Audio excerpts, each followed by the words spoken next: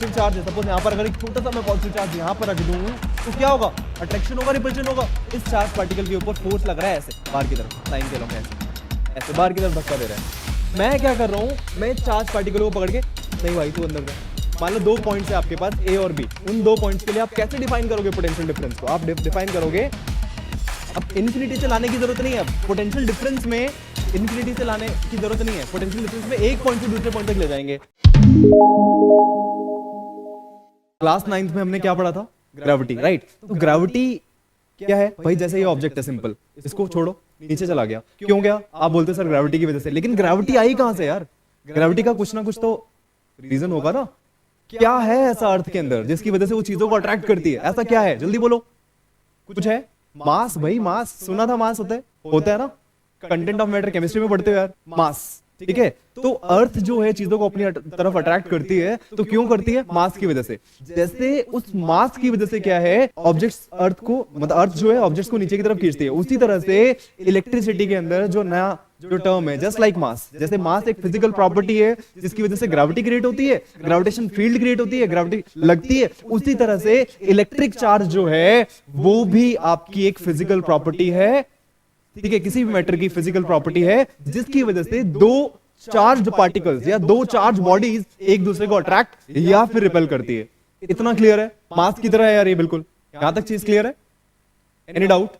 तो अब उसके अलावा क्या छोटी छोटी सी चीजें हैं, जैसे चार्ज के बारे में, प्रॉपर्टीज ऑफ चार्ज तो पढ़ेंगे, लेकिन चार्ज को मैं बता दूं किससे डिनोट करते हैं हम लोग चार्ज को, जल्दी से बताओ कौन सा सिंबल है जिससे चार्ज को डिनोट करते हैं। यस, क्यू से डिनोट करते हैं यार, बहुत बढ़िया। चार्ज को सिंबल हम लोग क्यू से डिनोट करते हैं, ठीक है, राइट। और चार्ज का ऐसा यूनिट क्या है, ऐसा यूनिट ऑफ चार्ज, फटाफट ऐसा यूनिट है, भूल गए, ऐसा unit of charge is what, coulomb, ठीक है। ये 2 छोटी छोटी चीजें आपको पता होनी चाहिए, चार्ज को क्या से डिनोट कर रहे हैं हम लोग सारे के सारे, ठीक है। और ऐसा यूनिट क्या है, कूलम, इसको सी से सिंपली डिनोट करते हैं, ठीक है। उसके अलावा प्रॉपर्टीज ऑफ चार्ज है, छोटी छोटी सी प्रॉपर्टीज है। पहली चीज स्केलर क्वांटिटी है। स्केलर क्वांटिटी क्या होती है, जिसमें डायरेक्शन की कोई रिक्वायरमेंट नहीं होती है।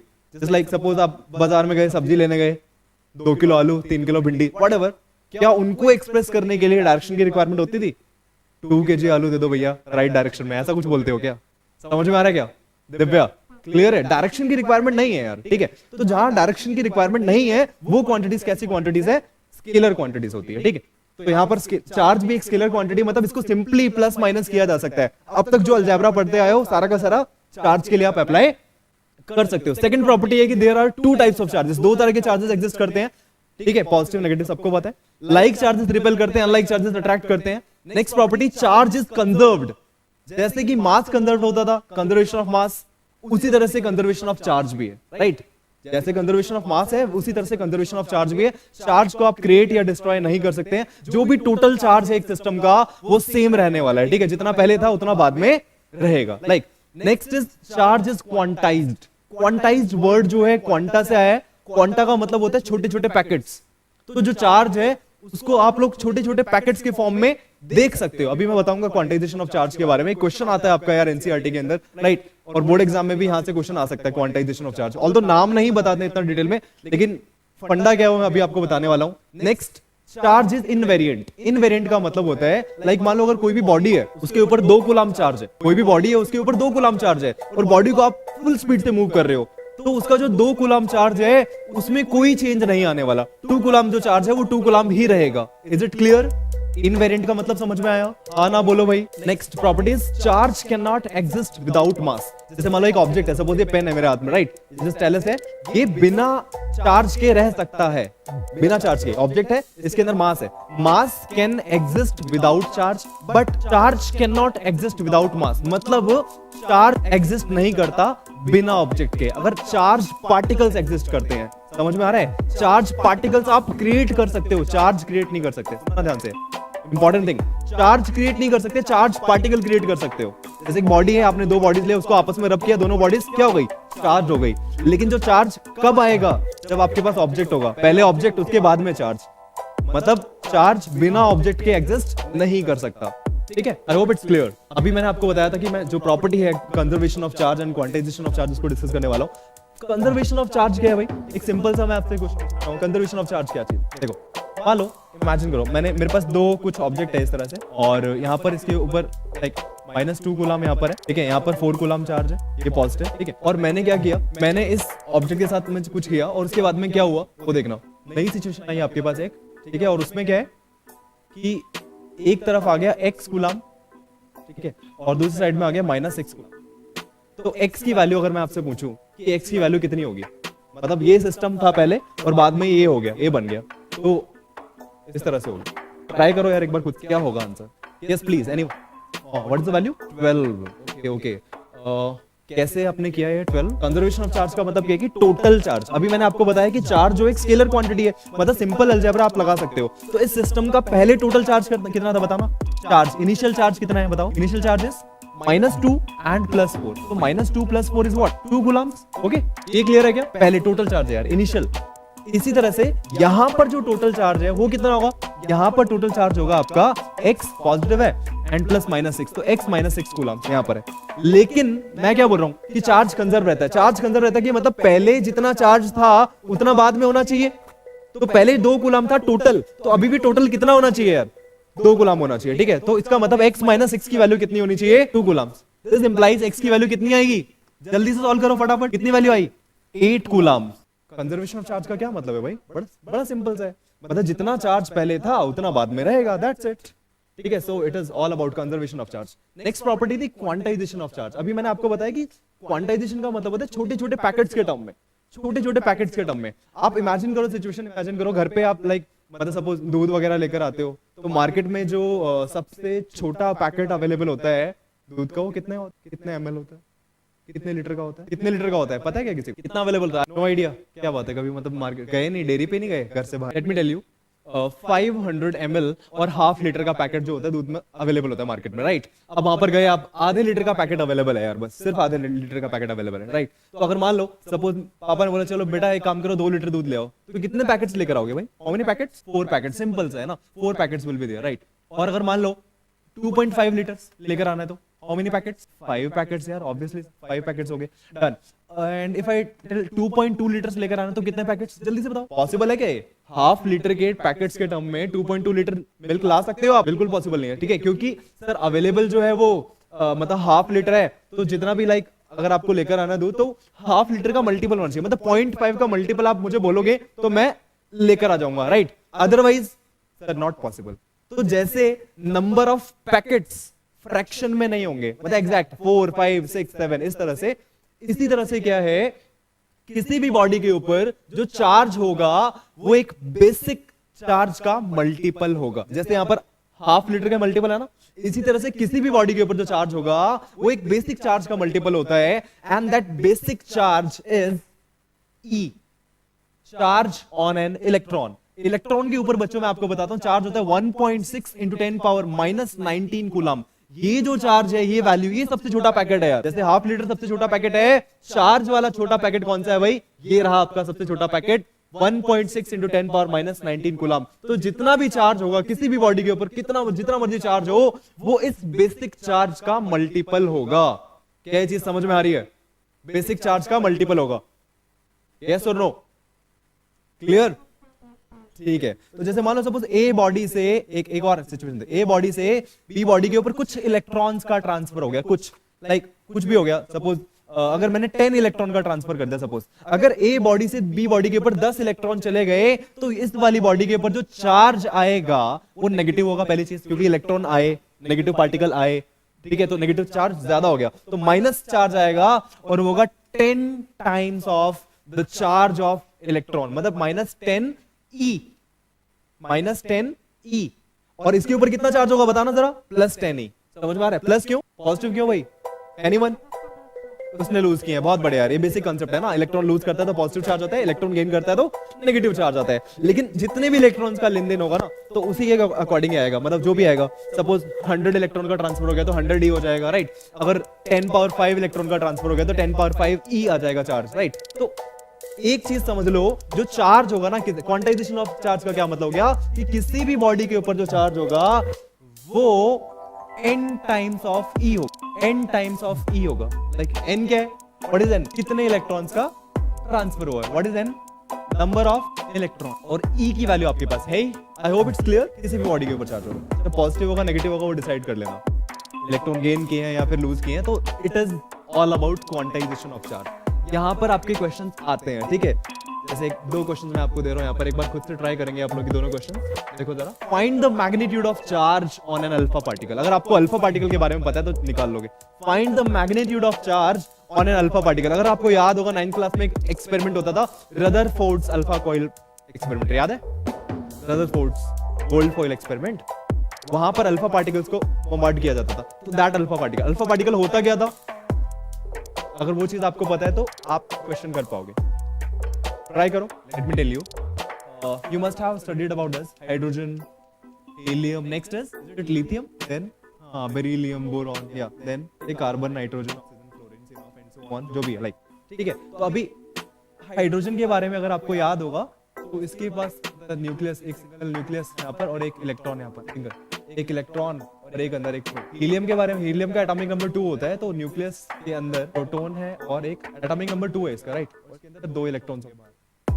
अंदर जो न्यूक्लियस है, न्यूक्लियस के अंदर 2 न्यूट्रॉन है प्लस 2 प्रोटॉन, राइट। ये जो हीलियम है जब अपने 2 इलेक्ट्रॉन्स लूज कर देता है, सुनना ध्यान से, हीलियम जो है अपने 2 इलेक्ट्रॉन लूज कर देता है, तो ये बनता है He+2, 2 इलेक्ट्रॉन्स लूज करने के बाद में, and this is known as alpha particle. Clear है? Alpha particle is helium nucleus. सिर्फ न्यूक्लियस रह जाता है, 2 इलेक्ट्रॉन होते हैं हीलियम के पास, दोनों के दोनों लूज कर देता है, अल्फा पार्टिकल बनता है। खैर, +2 मतलब इसने कितने इलेक्ट्रॉन लूज किए भाई? 2 इलेक्ट्रॉन। तो लूज करने के बाद में जो चार्ज आएगा इसके ऊपर, क्या वो पॉजिटिव चार्ज होगा, नेगेटिव होगा? जल्दी बोलो। पॉजिटिव। और पॉजिटिव होगा और कितना होगा? +2e, that is +2 times of 1.6 into 10 raised to the power minus 19 coulombs। तो हो गया आपका 3.2 into 10 raised to the power minus 19 coulomb. Very basic question है। क्या ये चीज क्लियर हुई? Any doubt? It's clear, good. तो next question is find the number of electrons in 1 coulomb of charge. Find the number of electrons in 1 coulomb of charge. तो यहां पर next वाला जो क्वेश्चन है, find the number of electrons. तो you have the formula Q equals to Ne। You have to find number of electrons, n निकालना। तो n क्या हो जाएगा भाई? Charge divided by E। तो n कितने में निकालना है? 1 कूलम ऑफ चार्ज। तो Q की वैल्यू आपके पास है 1 कूलम और E की वैल्यू है बच्चों 1.6 into 10 raised to the power minus 19 coulomb. I hope सभी ने ये क्वेश्चन किया होगा ऑलमोस्ट। देखो कूलम से कूलम कैंसिल हो गया, 10 raised to the power जो -19 है ऊपर जाके क्या हो गई? 10 की पावर 19 डिवाइडेड बाय 1.6। इसको सॉल्व करेंगे। 10 पावर 19 को आप क्या लिख सकते हो? 10 पावर 19 को आप क्या ऐसे लिख सकते हो? देखना एक बार, 10 into 10 पावर 18। हाँ भाई कार्तिक, 10 into 10 पावर 18 लिख सकते हैं ना? पॉइंट हटा दे, 100 हो गया, 425। तो 25 by 4 is 6.25। 6.25 into 10 power 18 electrons. समझ में आया क्वेश्चन? ये 2 बेसिक क्वेश्चन है जो आपके एग्जाम में आ सकते हैं, ठीक है। और सेकंड वाला तो आपका एनसीईआरटी का पहला न्यूमेरिकल है जो कि इस फॉर्मूला के ऊपर बेस्ड है। I hope properties of charge में कोई डाउट नहीं है। कोई डाउट है तो बताओ मुझे जल्दी। एनीवन? तो क्वांटाइजेशन ऑफ चार्ज के बारे में हम लोग पढ़ चुके हैं। थोड़ा सा हम लोग बैक डायरेक्शन में चलते हैं, थोड़ा सा पीछे वाली क्लासेस में चलते हैं। हमने जो लाइक 9th क्लास में हमने जो चीजें पढ़ी हैं, 10th क्लास में जो चीजें पढ़ी हैं, थोड़ा सा रिलेटेड तो है ही चीजें, राइट। तो क्या रिलेशन है? Let's try to find out them. थोड़ा सा फील्ड फोर्सेस के बारे में हम लोग बात करेंगे आज की क्लास में, ठीक है। और ये बहुत इंपॉर्टेंट है चैप्टर इलेक्ट्रिसिटी को समझने के लिए। फील्ड फोर्सेस का एक और छोटा सा एक और नाम, नॉन कॉन्टैक्ट। तो नॉन कॉन्टैक्ट फोर्सेस तो आपने सुना ही। नॉन कॉन्टैक्ट फोर्सेस में कौन कौन से फोर्सेस आते हैं याद करो? ग्रेविटेशन आता है और इलेक्ट्रोस्टैटिक फोर्स आता है और एक और था, याद आ रहा है किसी को? ग्रेविटेशन, इलेक्ट्रोस्टैटिक फोर्स और एक और था, अरे मैग्नेटिक फोर्स, मैग्नेटिज्म। मैग्नेट भी तो ऐसे होता है। नॉन कॉन्टैक्ट फोर्सेस का क्या मतलब है? देखो अर्थ, सपोज ये अर्थ है, ठीक है। अर्थ ने क्या किया? ऐसे छोड़ो इसको जरा, छोड़ते क्या हो गया? नीचे। क्यों? ग्रेविटी। मतलब बिना ऐसा कुछ हुआ कि अर्थ में से कुछ निकल के आया, उसने इसको पकड़ा फिर खींचा, ऐसा कुछ हुआ है क्या कार्तिक? ये बताओ यार, हुआ ऐसा? नहीं हुआ है भाई, ऐसा नहीं हुआ है। तो क्या फिर क्या करना है? ऐसा नहीं हुआ है। तो मतलब अर्थ के अंदर अर्थ ने क्या किया? दूर से ही फोर्स लगा दिया, बिना उसको टच किए फोर्स लगा दिया ऐसे, है ना। So it is non contact forces. तो आप थोड़ा सा फोर्सेस के बारे में बात करें। नॉन कॉन्टैक्ट फोर्सेस में क्या होता है? एक ना इनके आसपास ना एक रीजन मेंटेन हो जाता है इस तरह से एक स्पेस बन जाता है और इसके अंदर अंदर क्या है, वो ऑब्जेक्ट्स को अट्रैक्ट कर सकते हैं। इसके बाहर गया तो फोर्स नहीं लगेगा। जैसे मान लो अगर सपोज यहाँ पर कोई ऑब्जेक्ट है, यहाँ पर कोई ऑब्जेक्ट है जिसका मास m है, तो अर्थ उसको सेंटर की तरफ अट्रैक्ट करती है। यहाँ पर कोई ऑब्जेक्ट है तो भी अर्थ सेंटर की तरफ अट्रैक्ट कर लेगी। यहाँ पर अगर ऑब्जेक्ट होगा तो क्या अर्थ उसे सेंटर की तरफ अट्रैक्ट कर पाएगी? हाँ जी, no, because now the mass और the object is outside the gravitational field. The mass or the object is outside the gravitational field. तो gravitation field या फिर ये gravitation field क्या है? The space around the earth in which its force of attraction can be felt by another mass. तो दूसरा मास है वो इसके अट्रैक्शन को फील कर सकता है, ठीक है। उसके अंदर अगर होगा तो अर्थ उसके फट से अट्रैक्ट कर लेगी। बाहर गया तो कोई फोर्स नहीं लग रहा है। तो नॉन कॉन्टेक्ट फोर्सेस क्लियर है क्या? फील्ड फोर्स क्लियर है? क्या होता है इसमें? कॉन्टेक्ट नहीं होता बस। दिव्या क्लियर है? इसी तरह से जिस तरह से बच्चे आपका ग्रेविटेशनल फोर्स होता है, ग्रेविटेशनल फील्ड होती है, उसी तरह से आपकी इलेक्ट्रिक फील्ड भी होती है। जैसे अर्थ के अराउंड ग्रेविटेशनल फील्ड होती है, अर्थ क्या करती है? ऑब्जेक्ट्स को अट्रैक्ट कर लेती है। इसी तरह से किसी भी चार्ज पार्टिकल, जैसे मान लो सपोज ये पॉजिटिव चार्ज है, इस चार्ज पार्टिकल के आसपास एक ऐसा स्पेस होता है, एक ऐसा रीजन होता है जिसमें ये बॉडीज को अट्रैक्ट कर लेता है, राइट। अगर मान लो या रिपेल भी कर सकता है, डिपेंड करता है। अगर मान लो पॉजिटिव चार्ज है, सपोज यहाँ पर अगर एक छोटा सा मैं पॉजिटिव चार्ज यहाँ पर रख दूं तो क्या होगा? अट्रैक्शन होगा, रिपल्शन होगा? रिपेल करेगा, राइट। और रिपल्शन की जो डायरेक्शन होगी वो कुछ ऐसी होगी, बाहर की तरफ फोर्स लगाएगा। और मान लो अगर वही चार्ज पार्टिकल बच्चे अगर मैं यहाँ रख दूं तो कुछ नहीं करेगा यार, because this charge particle is outside the field. समझ में आ रहा है? ये फील्ड के बाहर है। ये वाला जो डॉटेड जो मैंने एरिया बना दिया, ये आपकी क्या है? इलेक्ट्रिक फील्ड है। समझ में आ रहा है? It is your electric field. और इलेक्ट्रिक फील्ड के अंदर जब तक रहेगा तब तक फोर्स ऑफ अट्रैक्शन या रिपल्शन आप फील कर सकते हो, ठीक है। थोड़ा सा एक कंसेप्ट बताता हूं मैं आपको। कभी भी जैसे मान लो ये फोर्स है, इधर लग रहा है, बाहर की तरफ लग रहा है, ठीक है। और अर्थ का जो फोर्स लगता था वो कैसे लगता था? नीचे की तरफ। तो फिर तो अट्रैक्शन और रिपल्शन, अट्रैक्शन हमें समझ में आ गया कि फोर्स लगता है। अब सुनो, एक छोटा सा कंसेप्ट हम लोग और पढ़ते थे, पोटेंशियल एनर्जी का कंसेप्ट, अगर आपको याद है थोड़ा सा। ग्रेविटेशनल पोटेंशियल एनर्जी का फॉर्मूला बता दो यार कोई भी। ग्रेविटेशनल पोटेंशियल एनर्जी का फॉर्मूला क्या था? mgh। याद आ रहा है? mgh कभी पढ़ा था? हाँ जी। कैसे डेरिवेशन करते थे उसकी? याद आया कुछ याद है तो बताओ यार जरा फटाफट। हम लोग क्या करते थे, जैसे मान लो कोई भी ऑब्जेक्ट होता था, सपोज ये ऑब्जेक्ट है, ठीक है, इट्स एन ऑब्जेक्ट और इसका मास है कुछ m मास है। हम लोग क्या करते थे, ये लाइक अर्थ यहाँ पर है, तो हम लोग ऑब्जेक्ट को ना ऐसे ले जाते थे, ऐसे ऊपर की तरफ। और इस प्रोसेस में हम लोगों को वर्क डन करना पड़ता था। क्यों वर्क डन करना पड़ता था? क्योंकि अर्थ किधर खींच रही है? नीचे की तरफ। और हम लोग इसको किधर ले जा रहे हैं? ऊपर की तरफ। अर्थ जो है इसको नीचे की तरफ ले जाना चाह रही है और हम लोग इस ऑब्जेक्ट को ऊपर की तरफ ले जाना चाह रहे हैं, ऐसे ऐसे धीरे धीरे। और जब हो क्या रहा है, अर्थ के फोर्स के अगेंस्ट या अगेंस्ट द ग्रेविटी जब हम लोग जाते हैं तो हमें फोर्स लगाना पड़ेगा। और हम लोग वर्क डन करते थे। और जो हम लोग वर्क डन करते थे बच्चों, वो सिस्टम की पोटेंशियल एनर्जी में स्टोर हो जाता था। तो हम लोग बोलते थे अच्छा वर्क डन का जो फॉर्मूला लगाते थे हम लोग, work done is force into displacement, तो हमारा फॉर्मूला आता था mgh। क्या ये चीज समझ में आ रही है कि जब भी हम कभी भी अगर हम लोग अर्थ के अगेंस्ट जाएंगे तो हमें वर्क डन करना पड़ेगा? इतना क्लियर है क्या? अर्थ के अगेंस्ट क्लियर। अर्थ के अगेंस्ट जब भी जाएंगे तो हमें वर्क डन करना पड़ेगा, ठीक है। और जो भी जैसे मान लो सपोज यहाँ पर m मास था, उसको मैं सरफेस से उठा के h हाइट के ऊपर ले गया, h हाइट के ऊपर ले गया, तो इसके अंदर जो है पोटेंशियल एनर्जी आ जाती थी। और पोटेंशियल एनर्जी का खैर हमें फॉर्मूला भी याद है अच्छे से, mgh। बट कॉन्सेप्ट क्या है उसको समझो बस। कभी भी अगर आप फील्ड फोर्स के अगेंस्ट, मतलब अर्थ इधर खींच रही है और आप ऊपर ले जा रहे हो, तो मतलब आप उसके अगेंस्ट जा रहे हो। जब भी अगेंस्ट जा रहे हो तो आपको वर्क डन करना पड़ेगा। ये है भाई छोटा सा कंसेप्ट। तो इसी तरह से जैसे ग्रेविटेशनल पोटेंशियल एनर्जी होती है बच्चों, उसी तरह से आपकी इलेक्ट्रिक पोटेंशियल एनर्जी भी होती है। आपकी इलेक्ट्रिक पोटेंशियल एनर्जी भी होती है। तो उसमें क्या करना पड़ेगा? लेट्स सी कैसे क्या होता है। देखो मान लो यहां पर अगर एक चार्ज पार्टिकल है, एक छोटा सा चार्ज पार्टिकल है यहां पर है, तो अब क्या ये वाला जो चार्ज पार्टिकल है इसको अट्रैक्ट कर रहा है, रिपेल कर रहा है?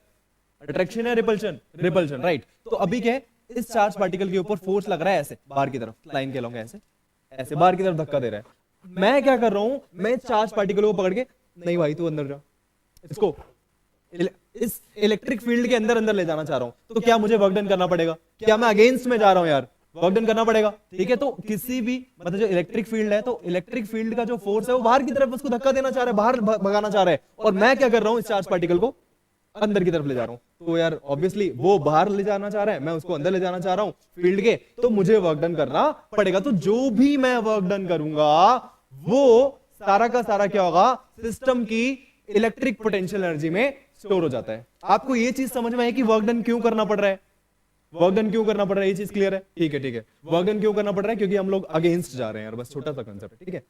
और यही जो कंसेप्ट है आपका इस पूरे चैप्टर का फाउंडेशन क्रिएट करता है। Coming to the topic electric potential and potential difference, अब समझना ध्यान से, ये आपकी स्टार्टिंग है चैप्टर की। अब electric potential and potential energy, आपने क्या किया, एक चार्ज पार्टिकल यहां पर था जो कि इसकी इलेक्ट्रिक फील्ड से बाहर है, क्या उसके ऊपर कोई फोर्स लग रहा है? तो ठीक है, मतलब फोर्स नहीं लग रहा है तो मतलब फील्ड से बाहर है। और एक चार्ज पार्टिकल की जो फील्ड होती है वैसे बहुत बड़ी फील्ड होती है, मतलब आप you can say infinite field, right. तो इनफाइनाइट फील्ड मतलब अगर ये चार्ज पार्टिकल यहां पर है और इसके ऊपर फोर्स नहीं लग रहा है तो इसका मतलब ये इस वाले चार्ज पार्टिकल से बहुत ज्यादा दूर है। और बहुत ज्यादा दूर को क्या हम लोग क्या बोलते हैं फिजिक्स की लैंग्वेज में, इन्फिनिटी। तो एक चार्ज पार्टिकल है जो कि इन्फिनिटी पे है, इन्फिनिटी से जैसे मैं लेकर आऊंगा, यहां पर लेकर आऊंगा, चल यहां पर तो लेकर आया तो कोई दिक्कत नहीं है, लेकिन जैसे ही इलेक्ट्रिक फील्ड में एंटर करेगा इसकी वजह से फोर्स लगने लगा इधर, और मैं इसको ले जाऊंगा अंदर, और मैं इस चार्ज पार्टिकल को उठा के ऐसे लेकर आया, ऐसे लेकर आया, और यहां पर इस पॉइंट पी पे लाके रोक दिया, इस पॉइंट पी तक लेकर आया, द पॉइंट इज ए, तो दिस पॉइंट ए पॉइंट तक लेकर आया। तो ए पॉइंट तक लाने में क्या मैंने कोई ना कोई वर्क डन किया होगा? यस और नो? तो वो जो वर्क डन है अभी मैंने क्या, वो पोटेंशियल एनर्जी में स्टोर हो जाता है। अभी चार्ज को लेकर आता तो पोटेंशियल एनर्जी, लेकिन सुनना ध्यान, पोटेंशियल कोई नई चीज नहीं है, वही है बिल्कुल। क्या है कि इन्फिनिटी से क्यू चार्ज ना लाकर मैं 1 कूलम चार्ज लेकर आ रहा हूं, ध्यान देना, 1 कूलम को अगर लेकर आ रहा हूं तो उसी इलेक्ट्रिक पोटेंशियल एनर्जी का मैंने नाम बदल के क्या रख दिया, इलेक्ट्रिक पोटेंशियल। इलेक्ट्रिक पोटेंशियल क्या है? Amount of work done to move 1 coulomb of charge, ये डिफरेंस है थोड़ा। 1 कूलम ऑफ चार्ज फ्रॉम, कहां से लेकर आया, इन्फिनिटी, कहां पर, from infinity to a point inside the electric field. Electric field के अंदर मैं किसी भी पॉइंट पे लाके रख दिया, क्या हो गया, इन्फिनिटी से 1 कूलम चार्ज, स्पेशली इसको सर्कल कर रहा हूं मैं, 1 कूलम चार्ज, बस ये डिफरेंस है। तो अगर मान लो 1 कूलम चार्ज को मैं इन्फिनिटी से किसी पॉइंट पे लेकर आता हूं तो जो भी मैंने वर्क डन किया that is known as electric potential. अब मेरा एक छोटा सा क्वेश्चन आप लोगों से है, सपोज मैं 1 कूलम चार्ज नहीं लेकर आया, 1 कूलम चार्ज नहीं लेकर आया, मैं लेकर आया 2 कूलम चार्ज। 2 कूलम को जब मैं इस वाले पॉइंट पे लेके आया, ए पॉइंट के ऊपर, तो मैंने ना 10 जूल ऑफ वर्क डन किया, या से 12 जूल, 12 जूल मुझे वर्क डन करना पड़ा। तो आप मुझे बताओ 2 कूलम के लिए मुझे 12 जूल वर्क डन करना पड़ रहा है, तो 1 कूलम के लिए कितना वर्क करना पड़ता? 2 कूलम्स के लिए 12, simple that's it, unitary method लगा दिया। तो जो भी मैंने वर्क डन किया, उस वर्क डन को जो आप चार्ज का मैग्नीट्यूड था क्यों, उससे डिवाइड कर दिया, वर्क डन को चार्ज से डिवाइड कर दिया, तो work done per unit charge चाहिए ना, यूनिट, तो डिवाइड कर दिया। तो इलेक्ट्रिक पोटेंशियल का हमारे पास छोटा सा फॉर्मूला आ सकता है, work done per unit charge. Any doubt in the formula? ये V जो है इसका सिंबल है, इलेक्ट्रिक पोटेंशियल का सिंबल है, ठीक है। V is denoted by, V symbolizes क्या है, V रिप्रेजेंट्स इलेक्ट्रिक पोटेंशियल। एक छोटा सा एक और क्वेश्चन है, इस B पॉइंट तक लेकर आ रहा हूं, एक और पॉइंट है, सपोज यहां पर अज्यूम करो, एक और पॉइंट है B पॉइंट तक लेकर आ रहा हूं, कब ज्यादा वर्क डन करना पड़ेगा, A तक लाने में या B तक लाने में? सा केस सर, B तक लाने में ज्यादा वर्क डन करना पड़ेगा। इसका मतलब देखना, A और B का जो पोटेंशियल है वो अलग अलग है। सपोज A का जो पोटेंशियल है बच्चों वो है VA, और A तक लाने में वर्क डन किया मैंने WA, ऐसे, तो उसका पोटेंशियल डिफाइन होगा ऐसे, VA equal to WA upon Q। इसी तरह से B तक लाने में मान लो मैंने वर्क डन किया WB, सिंबल्स लिख रहा हूं, पर यूनिट चार्ज, ये आ गया फॉर्मूला, पोटेंशियल B का, ये A का, और ये B, A का और B का लिख लिया। तो B तक लाने में ज्यादा वर्क डन भी किया, इसका मतलब जो B का पोटेंशियल है वो ज्यादा हो गया A से, है ना, ज्यादा हो गया ना यार, क्योंकि B तक ला रहा हूं तो ज्यादा वर्क डन करना पड़े। दोनों का डिफरेंस देख लेते हैं, पोटेंशियल, इन दोनों में डिफरेंस निकाल लेते हैं थोड़ा सा, है ना। तो इन दोनों में जो डिफरेंस है वो कहलाता है पोटेंशियल डिफरेंस, सिंपल। जो डिफरेंस है वो पोटेंशियल डिफरेंस कहलाता है। पोटेंशियल डिफरेंस को हम लोग कैसे लिखेंगे, VB माइनस VA। VB है आपका WA अपॉन चार्ज जो भी आप लेकर आए, और ये है, sorry it is VB is WB, यहाँ पर WB और यहाँ पर WA। अभी सिंबल्स के टर्म्स में अगर अभी डाटा लूंगा ना न्यूमेरिकल, तब आपको और क्लियर हो जाएगा। तो ऊपर आया WB minus WA per unit charge, ये आया पोटेंशियल डिफरेंस। इसको हम लोग लिखते हैं डेल्टा वी, ट्राइंगल बना लेते थोड़ा सा। बुक्स के अंदर, एनसीईआरटी बुक के अंदर ना सिंपली वी भी लिखा हुआ है। अब इसको थोड़ा डाटा के टर्म्स में समझते हैं और ज्यादा इजीली समझ में आएगा। देखो क्या चीज, मान लो 2 कूलम्ब चार्ज को मैं ए पर लेकर आया तो वर्क डन हुआ 12 जूल्स, और इसी 2 कूलम्ब चार्ज को बच्चे अगर मैं बी तक ले गया, इसी बी तक ले गया, तो मुझे वर्क डन करना पड़ा 20 जूल्स। तो क्या मैं ये कह सकता हूं कि ए से बी तक ले जाने में एडिशनल जो वर्क डन है वो कितना हुआ? हाँ भाई, ए से बी तक ले जाने में एडिशनल और कितना किया एक्स्ट्रा? 8 जूल्स। तो मतलब ए से बी तक ले जाने में जो एडिशनल वर्क डन हुआ 8 जूल्स। लेकिन वो कितने कूलम्ब्स को ले जाने में किया गया? तो 2 कूलम्ब्स को मूव कर रहे हो, और 1 कूलम्ब के लिए निकालोगे तो कितना आएगा? 4, हाफ हो जाएगा यार, सिंपल यूनिटरी मेथड से। ठीक है, तो ये जो फॉर्मूला मैंने आपको बना के दिया है, ये वाला पोटेंशियल डिफरेंस का, आप डायरेक्टली इसको डिफाइन कर सकते हो। क्या बोला? आप एक काम करो, WB माइनस WA कर लो। WB की वैल्यू कितनी थी अभी? बी तक ले जाने में कितना वर्क डन किया था? 20 जूल्स। ए तक कितना था? 12, और चार्ज कितना है? 2, तो ये आया 8/2, सीधा सीधा 4 वोल्ट आंसर आ गया यार, सिंपल। Any doubt? यहां से आ गया डायरेक्ट आंसर। वहां बार बार अलग अलग पॉइंट्स का निकाल के फिर डिफरेंस निकाल के फिर उसको 2 से डिवाइड करने से अच्छा है कि हमने एक बार में निकाल लिया। तो अब डिफाइन कैसे करोगे? मान लो 2 पॉइंट्स है आपके पास, ए और बी। उन 2 पॉइंट्स के लिए आप कैसे डिफाइन करोगे पोटेंशियल डिफरेंस को? आप डिफाइन करोगे, अब इन्फिनिटी से लाने की जरूरत नहीं है पोटेंशियल डिफरेंस में, इन्फिनिटी से लाने की जरूरत नहीं है पोटेंशियल डिफरेंस में। एक पॉइंट से दूसरे पॉइंट तक ले जाएंगे, और ये लो पोटेंशियल और ये हाई पोटेंशियल है। ए से बी ले जाने में जो वर्क डन हुआ उसको मैंने 4 से डिवाइड कर दिया। तो मैं कैसे डिफाइन कर रहा हूं?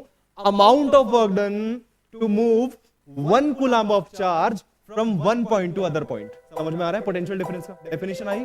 Amount of work done to move 1 coulomb of charge from one point to other point. हाँ जी, एनी डाउट?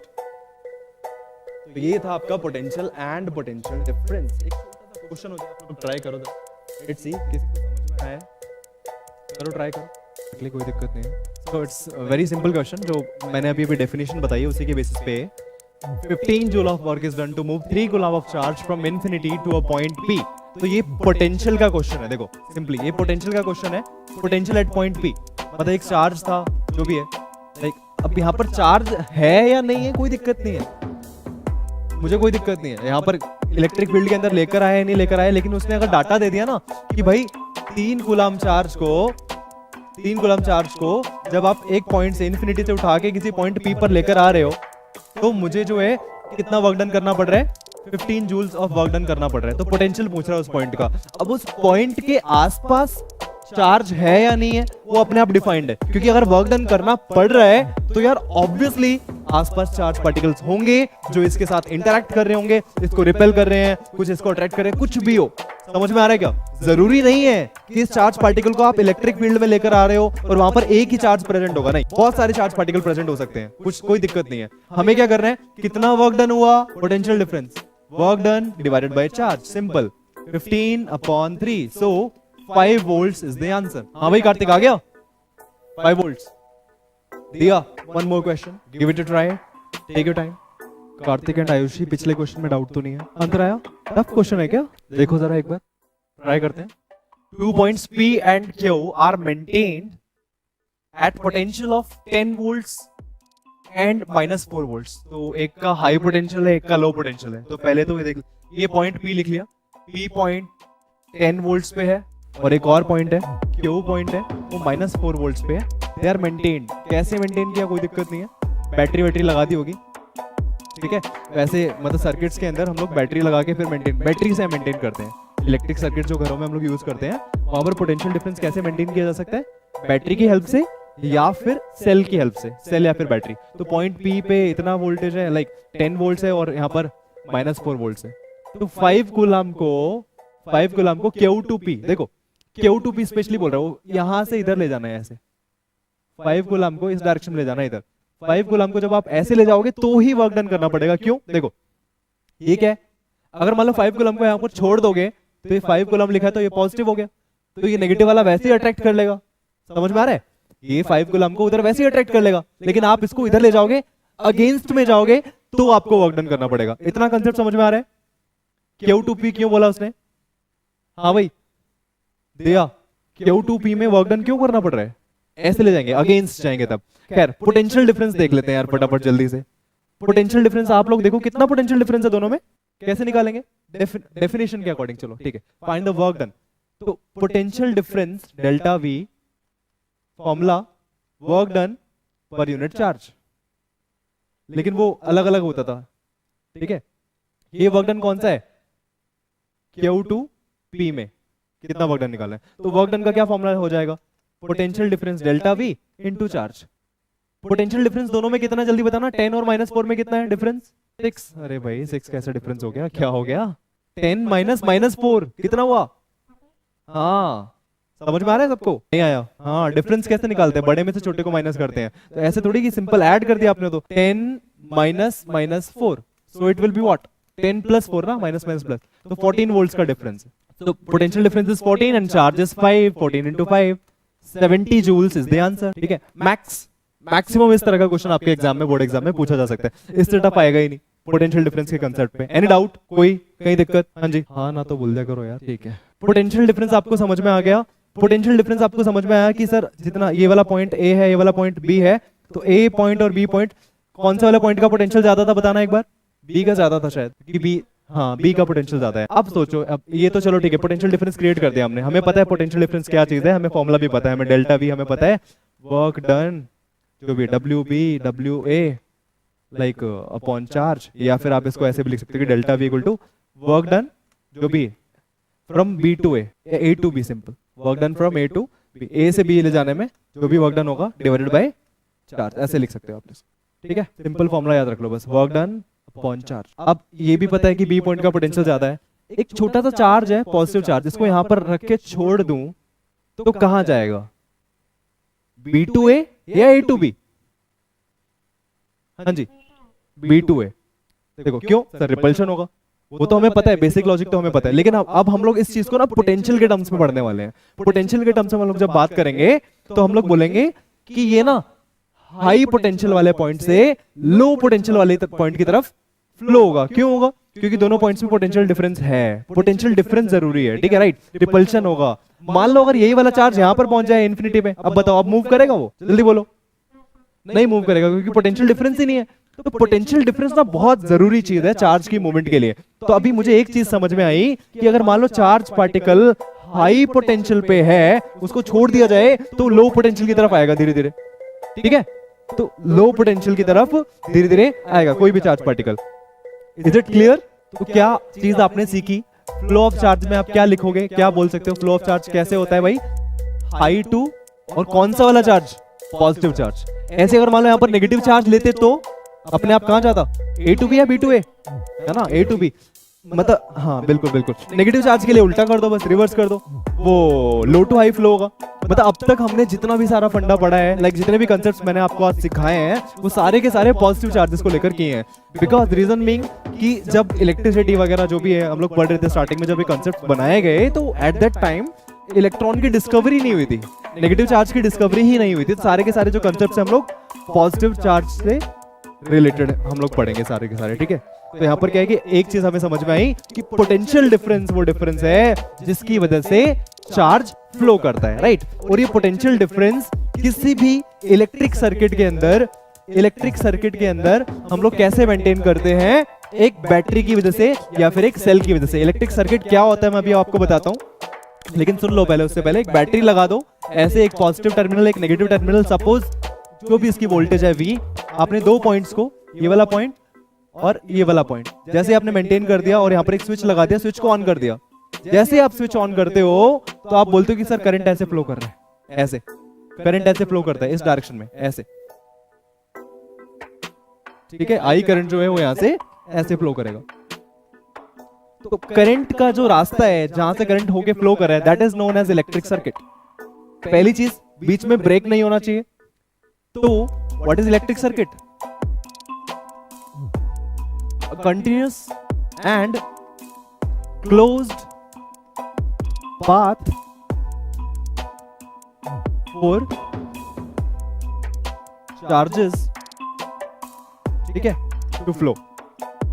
मतलब ऐसा एक कंटिन्यूस और क्लोज पाथ जहां से चार्जेस फ्लो कर सकते हैं, तो हमने उसको क्या बोला, इलेक्ट्रिक सर्किट बोला। वो जो चार्ज जब फ्लो करता है बच्चों, जब चार्ज फ्लो करता है तो उसी को हम लोग नाम देते हैं इलेक्ट्रिक करंट। अच्छा, एक चीज समझ में नहीं आई, एक क्वेश्चन है मेरा आप लोगों से, ये वाला ए पॉइंट है, ये वाला बी पॉइंट है, इन दोनों के बीच में मैंने बैटरी लगा दी, मतलब मैंने क्या किया, एक पोटेंशियल, एक पॉइंट को ज्यादा हाई वोल्टेज पे मेंटेन करके रख दिया और एक वाले को लो पे मेंटेन करके रख दिया। एक जो पॉइंट है बी लो पोटेंशियल है और ये हाई पोटेंशियल है, तो इलेक्ट्रिक करंट ऐसे फ्लो होगा क्या, चार्ज जो है ऐसे फ्लो होंगे अगर पॉजिटिव चार्ज होगा तो, हाई टू लो, है ना। सुनो, लेकिन एक्चुअली में क्या होता है, एक्चुअली में ना पॉजिटिव चार्ज मूव ही नहीं करता है। कौन मूव करता है पता है आपको, नेगेटिव चार्ज, इलेक्ट्रॉन्स मूव करते हैं। तो अगर इलेक्ट्रॉन्स मूव करेंगे तो कैसे मूव करेंगे, उल्टा, ऐसे।